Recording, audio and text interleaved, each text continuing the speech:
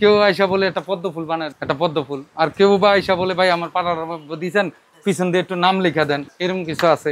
কেউ আবার আইসা বলে ভাই আমার একটা, ভাই পাড়াটা খোদাই করছেন, আমার একটা হার্ট আইকা দেন, হ্যাঁ ভালোবাসা আইকা দেন। এই হলো বিষয়, আইকা দিলাম। এর শিল্পটা হলুদটা দিতে হয়। বিষয়টা হচ্ছে কি, যখন আমরা পাটাটা খোদাই করি, মানে আমরা তো এমনি প্লেন খোদাই করে বিক্রি করি। প্লেন খোদাই করলে দেখা গেল যে খোদাইয়ের পরে যে আমাদের পাথরের যে কোনাটা, এটা খোদাইয়ের ভিতরে থাকে। খোদার ভিতরে থাকলে তখন যদি কোনো মশলা টসলা বাটে, এটা কিন্তু মুখে কিচি লাগে, তখন বলে যে এটা বালি, আসলে কিন্তু বালি। এটা হলো পাথরের কোনাটাই খোদাটার ভিতরে থাকে, বাটলে এটা উপরে চলে আসে। এই কারণে হলুদ মাখলে ওই কোনাটা এটার সাথে উঠে চলে আসে আর কি। যদি একটু হলুদ মেখে রাখে 2-3 দিন, শুরুটাই উদ্বোধনটাই হয় হলুদ দিয়ে। আর আসলে পুরান ঢাকায় আমরা সবসময় আমি ছোটবেলা থেকেই দেখছি যে পুরান ঢাকা বিখ্যাত বলতে গেলে আমার জন্মের আগের থেকে আমি জানি যে শাঁখারী বাজার হলো শিল্পাটার মানে সবচেয়ে বড় একটা ইয়া ছিল। শাঁখারী শিল্পাটা আসলে এটা রান্নাঘরের জিনিস যে তা না, এটা কিন্তু আসলে শিল্পাটা একটা পুরান ঢাকার গর্ব। এবং শিল্পাটা পুরান ঢাকার জন্য একটা বলতে গেলে কি, পুরান ঢাকার প্রত্যেকটা ঘরে ঘরে একটা শিল্পাটা পাবে। হ্যাঁ, এখন আস্তে আস্তে অন্য দিকেও চলে যাচ্ছে, নিউ টাউনে চলে যাচ্ছে, অনেকেই ব্যবহার। শিল্পাটা ছাড়া সংসার করি, হিন্দুদের বিয়েতে শিল্পাটা এবং পুতা এটা লাগে, এটা অফকোর্স, এটা তো আলাদা, এটা জানা কথা। আপনি ব্লেন্ডারে ভর্তা করে খেয়ে দেখবেন আর শিল্পাটায় ভর্তা,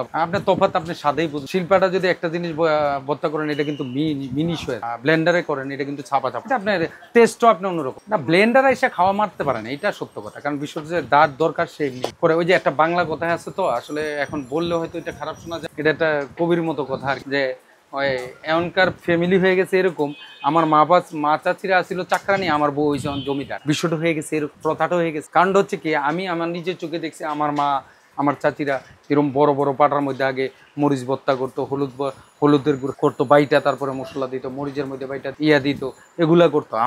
আমরা নিজেরা দেখছি। কিন্তু এখনকার ওয়াইফেরা, বিশেষ করে দেখা গেল আমাদের সার্কেলের যেসব মেয়েরা আছে বা ওয়াইফ আছে, এটা মোটে বোঝে না এবং ভারী জিনিসটা আলগা কাজ করতে পারে না। না না, এত ভারী, আমি একটু পাতলা একটু ছোট এরকম লাগে। যদি এখন ব্লেন্ডার না থাকতো তাইলে আবার ভারী সেটা বুঝতে পারছি। যে পাথরটা নরম থাকে ওইটা মানে খোদাইতে আরাম, আর যে পাথরটা একটু শক্ত দানা থাকে ওইটা কিন্তু আপনার টোটালি একটু খোদাইতে কষ্ট না। পাথর তো অফকোর্স, পাথর তো একরকমই হয়, মানুষের ডিফারেন্ট থাকে না। আমার মধ্যে ভালো আছে খারাপ আছে না, তেমন পাথরের মধ্যে ভালো থাকে খারাপ থাকে, এটা থাকে। এখন এই শিল্পটা মেশিনে কাট, আগে যেমন হাতে কেটে বানাইতো না, এখন আগে প্রচলন ছিল যে বিয়ের মধ্যে একটা শিল্পটা গিফট করা, এটা আগে ছিল আমি শুনছি, কিন্তু আমার কাছে এই পর্যন্ত আসে না। আমার কাছে আসছিল বিয়েতে লাগানোর জন্য, হিন্দুদের বিয়েতে শিল্পাটাটা লাগে। এইটা দিয়ে কাজ করতে করতে আমাদের একটা সুর তুলে আসে। এতদিন কাজ করতে করতে এটা একটা বাদ্যযন্ত্রের মতো হয়ে গেছে, কোথায় না যায়, পৃথিবীর অনেক জায়গায় যায়, এটা কোনো জায়গা বাদ নাই যে না যায়। আর শিল্পাটা, আর সংসার থাকলে শিল্পাটা একটা লাগেই।